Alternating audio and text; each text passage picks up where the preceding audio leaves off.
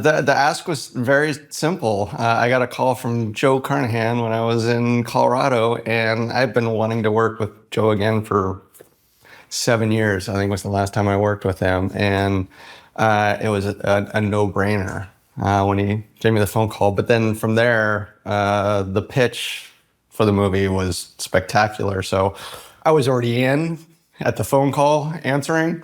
But once he said what it was and who was in it, and Carrie and Omar, and basically he made it sound like a fantastic international James Bond-esque movie. So it didn't take too much convincing for me to instantly jump on board.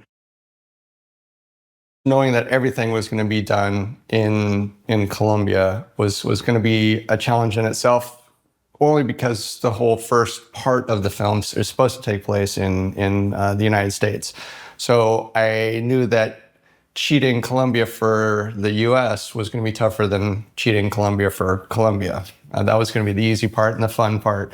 And then figuring out which sets we knew we wanted to build. There were some that were talked about early on, like Cinder's Mansion was talked about being a set, but really once we got to Colombia, especially starting to look in Cartagena, we knew right away that it made much more sense to do that as a practical location and take advantage of the Caribbean and the colors and everything that gave us.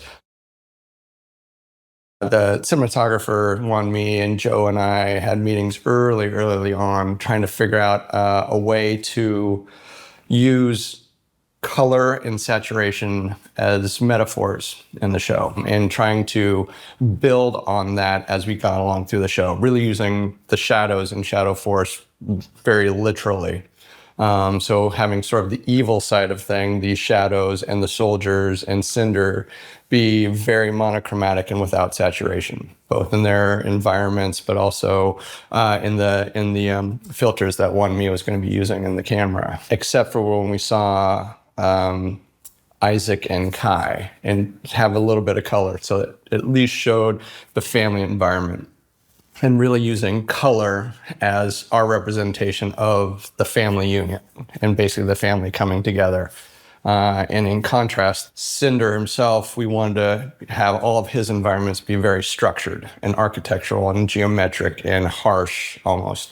And so that any dressing or color that we used in his sets would be very monochromatic, so that we had a good juxtaposition to Kyra, Isaac, and Kai, especially as they start to get together again.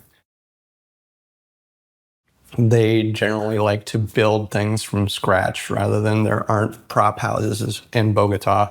So for them, it's easier. If we need a couch, they build a couch. If we need armchairs, the armchairs that Cinder's sitting on at his island, they built those from scratch. And the quality, the craftsmanship is incredible.